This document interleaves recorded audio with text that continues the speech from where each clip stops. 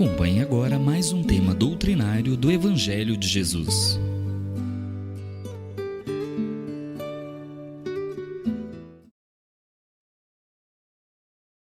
Meus amigos, boa noite. Que Jesus, o nosso Mestre amado, esteja conosco hoje e sempre. O tema do Evangelho dessa noite, do capítulo 1 do Evangelho segundo o Espiritismo, é sobre Jesus. Kardec ele fala sobre as 3 revelações da humanidade. A primeira teria acontecido com Moisés, a segunda Jesus. Então ele trata nesse capítulo, nesse trecho do capítulo, sobre a figura de Jesus, né? Hoje, nos nossos dias, já não existe mais dúvida a respeito se Jesus, o homem, de fato, teria existido ou não. No século XIX, existia muito levantamento de dúvida, que Jesus seria uma ideia que se propôs. Vários pensadores, né, questionavam a própria existência, se Jesus haveria, o homem Jesus, teria de fato existido ou não. Hoje já não padece mais essa dúvida, há um consenso geral que a figura, o homem Jesus, de fato existiu. Existiu um rabi, existiu um judeu que exerceu uma espécie de liderança há 2000 anos atrás. A respeito das características de Jesus, isso sim, existe alguma divergência entre pessoas, mas da existência ou não, se Jesus de fato existiu ou não, hoje já é consenso que de fato Jesus existiu, mesmo no meio científico, né? No mesmo meio dos historiadores, dos pesquisadores, já existe esse consenso que o homem Jesus existiu. Mas dentro da nossa perspectiva, a perspectiva espírita a respeito de Jesus, para nós interessa menos a figura do homem Jesus, da pessoa física encarnada Jesus, mas para nós é mais relevante o lado espiritual de Jesus, né? Há uma passagem do Evangelho de Mateus, no capítulo 16, em que os fariseus da época ali, eles ficavam questionando Jesus, assim, se Jesus era de fato, né, o enviado ou não. E ficava pedindo a Jesus sinais, que Jesus fizesse milagres, que Jesus desse demonstrações que ele era de fato o Filho de Deus, né? Estou usando a simbologia ali do texto bíblico. Então eles questionavam. Falaram: Jesus, nos dá um sinal aí que de fato você é Jesus, você é o Filho de Deus, né? E aí chegou, de tanto questionamento, chegou acho que um dia Jesus estava um pouco já até aborrecido com isso, né? Falou: mas vocês não veem o sol à noite, o céu no final da tarde, avermelhado, e dizem como que vai ser o tempo no dia seguinte? Vocês não veem amanhã o aspecto do céu da manhã e dizem se vai chover ou não? Então, se vocês conseguem ver os sinais da natureza, os sinais no céu, como é que vocês não conseguem ver os sinais da presença de Deus, né? Então eu não vou fazer sinal nenhum, vamos dizer assim, Jesus nesse aspecto. E sai, eles vão para outra parte do lago, e Jesus, num determinado momento, ele pergunta aos discípulos, né? Falou: que dizem os homens, ou seja, que dizem as pessoas de quem eu sou? O que as pessoas falam que eu sou? Jesus está perguntando aos discípulos, né? Então, assim, ele está interrogando aos discípulos qual é a opinião que as pessoas têm a respeito dele mesmo. E os discípulos respondem: uns dizem que o Senhor é João Batista, né? João Batista, evidentemente, que não poderia ser, porque Jesus foi contemporâneo de João Batista, né? Jesus foi batizado por João Batista. Outros dizem que o Senhor é Elias, outros que é Jeremias, outros que é algum dos profetas. E Jesus pergunta: e vós, vocês discípulos, quem vocês acham que eu sou? Né?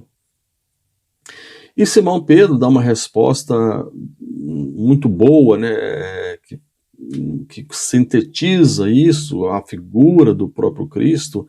Tu és o Cristo, o Filho do Deus vivo. Importante a gente lembrar que Cristo não é um nome, não é um sobrenome, né? Não é assim, fazia parte, o nome de Jesus não é Jesus Cristo, como Cristo vindo do sobrenome do pai dele. Cristo é um título. Jesus tem um nome Jesus e incorporou-se ao nome, na nossa cultura, o título de Cristo. Cristo, na verdade, é uma palavra que vem do grego, que traduzido do hebreu significa o ungido, né? Aquele indivíduo que foi o ungido. O que significa ungido? Aquele que foi, vamos dizer assim, abençoado, aquele que teve a graça de receber algo do céu. Então Jesus foi o ungido, ou seja, aquele que é o filho de fato de Deus vivo. Assim como o rei Davi foi ungido para se tornar o rei, né? Jesus é o ungido de Deus, né? Então, ele se torna, nas palavras de Pedro, aquele o escolhido, o ungido, o filho realmente de Deus vivo.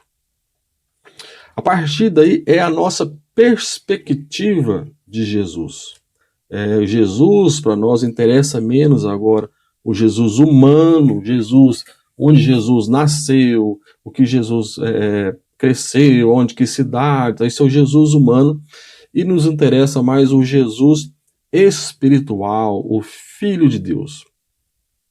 Porque Jesus, nessa perspectiva de Filho de Deus, ele é o grande transformador da humanidade.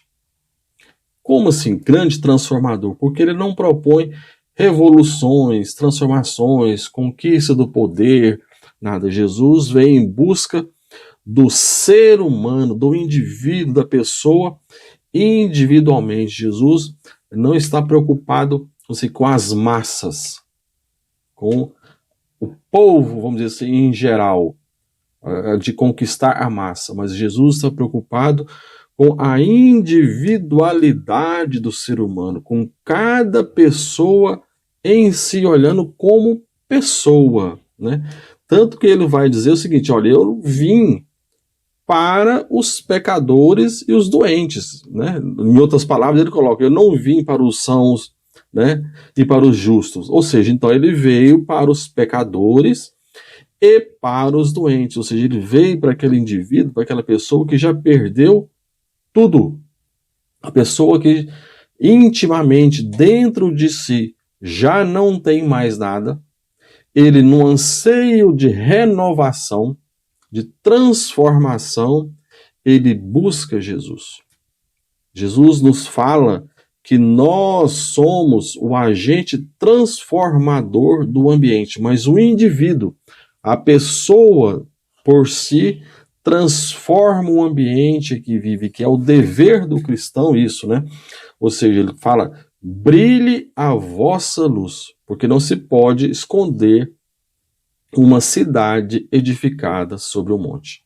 Então, que cada um de nós é uma nova criatura em contato com Jesus. Quando o Evangelho ele penetra o íntimo da criatura, há uma transformação da pessoa. Quando se fala que Jesus, quando eu digo que Jesus não veio para a massa popular no sentido assim, ele não veio para conquistar multidões, mas ele veio para transformação, porque Jesus não busca que um domínio religioso. Ele não funda uma religião e quer que essa religião passe a dominar as outras, nesse sentido, né? Tanto que Jesus, ele é bem entendido ele não se restringe a uma religião, porque ele é em si um modelo de comportamento. Tanto que os modelos de comportamento pacifistas ao longo da história da humanidade se baseiam no conceito de Jesus, porque Jesus fala, olha, você vive para fazer ao outro aquilo que você gostaria que fizesse com você. O conceito de felicidade que Jesus inaugura e estabelece é que a minha felicidade é fazer alguém feliz. Quando eu proponho, dou de mim para alguém, eu estou fazendo algo em minha felicidade íntima. Não que eu vou dar 10 para receber 20. Não é nesse sentido de investimento. Mas é que o meu íntimo, o meu estado íntimo de felicidade é ver a felicidade de alguém. Se por um lado a gente tem modelos, né, que estabelece que a felicidade é a gente conquistar todos os nossos desejos, Jesus estabelece o oposto. Que a criatura, a mais feliz criatura, é aquela que faz mais pessoas felizes. É aquela que doa mais de si, que renuncia aos próprios desejos, que tem um domínio interior de si, que é incapaz, por exemplo, de reagir a uma agressão, que é incapaz de devolver uma maledicência, que é incapaz de devolver o mal com o mal. Tanto que Jesus, num conceito totalmente inovador, fala assim, olha, fazei bem às pessoas que lhe fazem mal. Se alguém te tomar alguma coisa, abençoa aquele alguém. Ou seja, se alguém te tomar a túnica, dá também a capa. Ou seja, não crie por alguém que te fez algum mal, algum tipo de rancor e queira devolver o mal com o mal. Porque até ontem a gente aprendeu que é olho por olho, dente por dente. E hoje eu digo que é amai aos vossos inimigos. E é tão interessante quando a criatura introjeta isso dentro de si, que há, vamos dizer assim, duas passagens muito boas, né? Conta-se uma história, ninguém sabe se é verídica ou não, mas pelo menos se conta a história, que Mahatma Gandhi, um hindu que nem era cristão, na Índia, né? A Índia ainda nessa época vivia sobre o Império Inglês. Existia então um guarda, Gandhi estava andando por uma rua, numa calçada, e veio um guarda inglês, por uma questão de racismo, porque Gandhi era mestiço, né, pele um pouco mais escura, então ele facilmente identificado como hindu. O guarda, sem motivo, sem razão nenhuma, agride o Gandhi, com um cacetete, dá uma cacetada nele. E Gandhi não reage, não fala nada, né? E o guarda, ante aquela situação, que o Gandhi não reagiu, não quis fazer nada, ele passa a bater mais ainda, quando o Gandhi cai no chão, passa a chutá-lo e tudo mais, e o Gandhi quieto, vamos dizer assim, sem reação.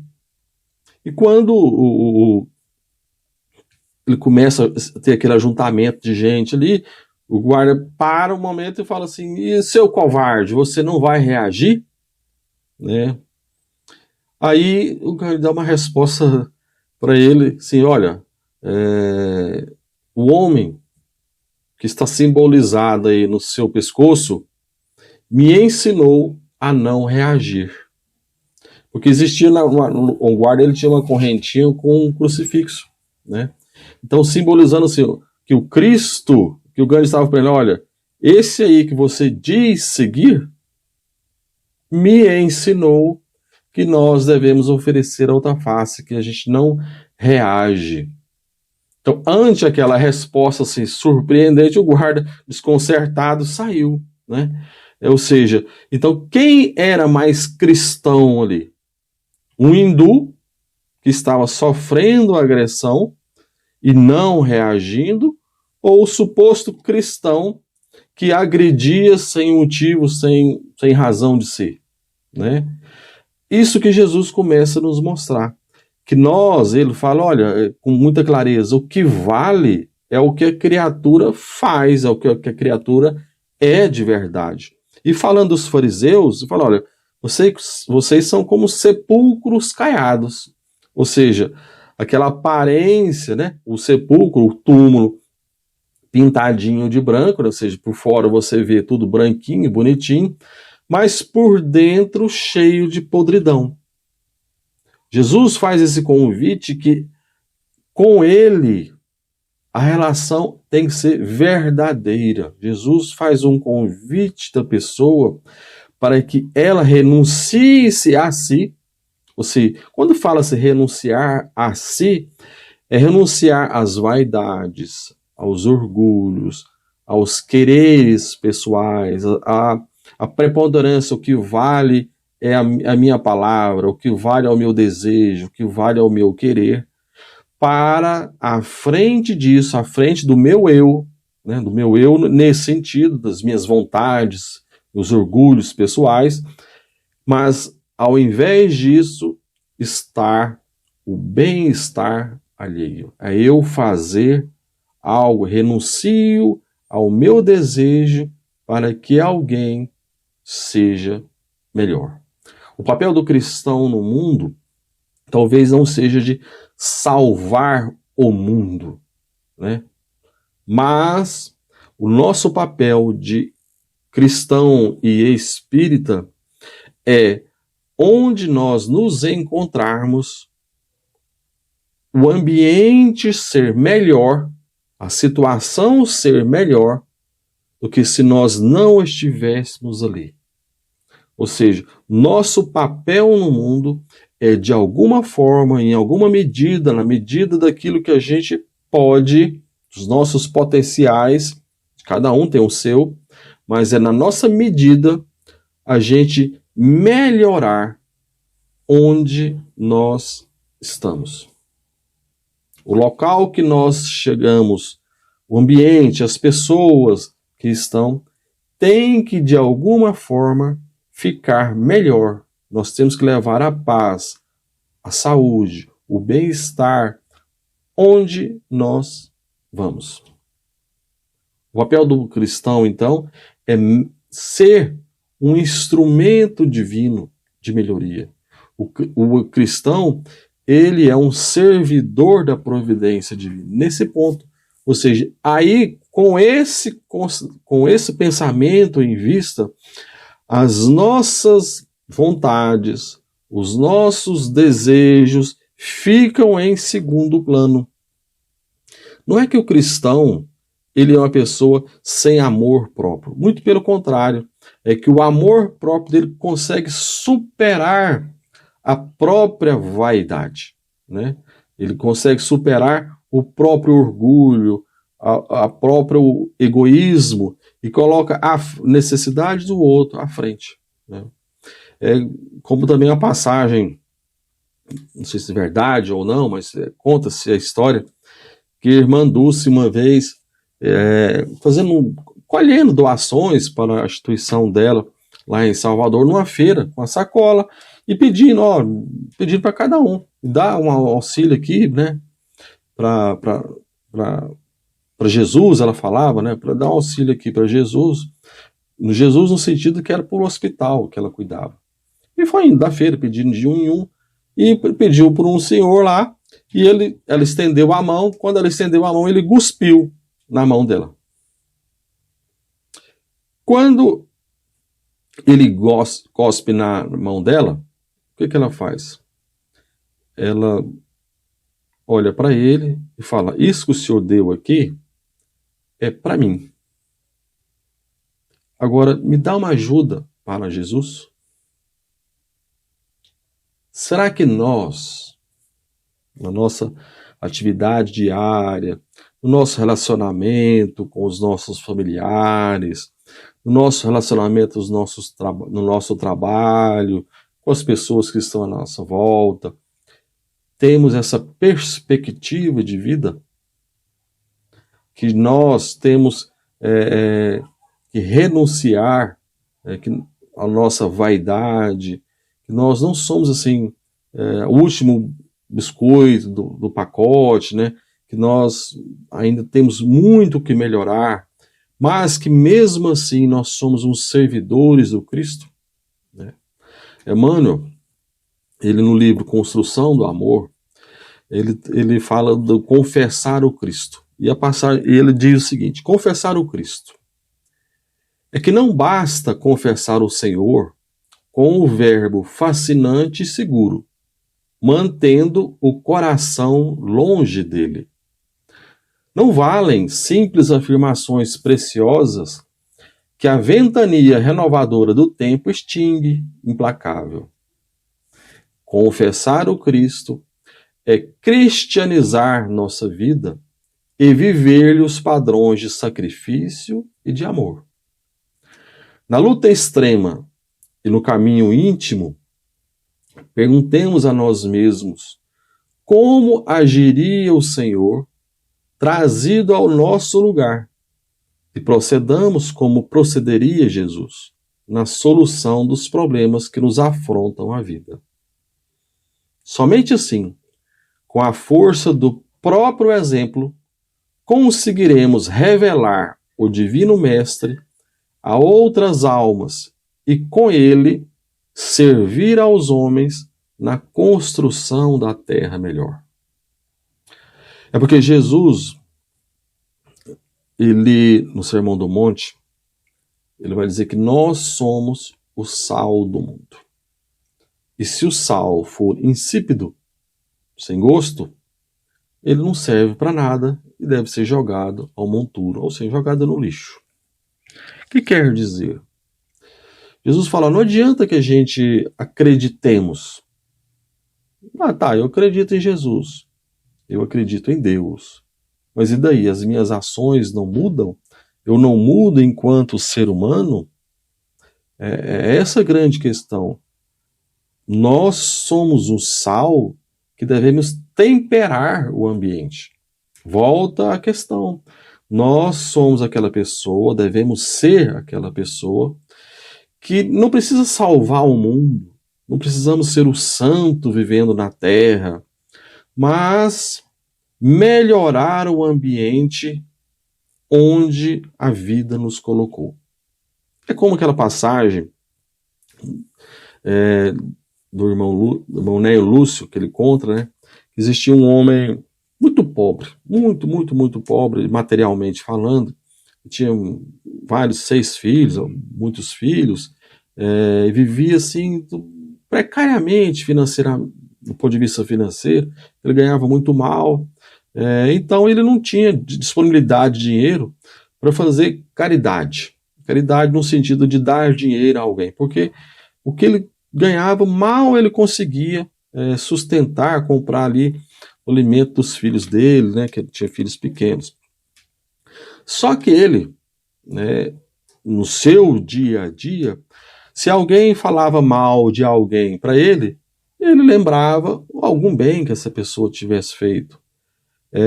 Aonde tinha ali uma necessidade de um serviço, alguém precisando de alguma coisa, estava ele ali disposto a colaborar.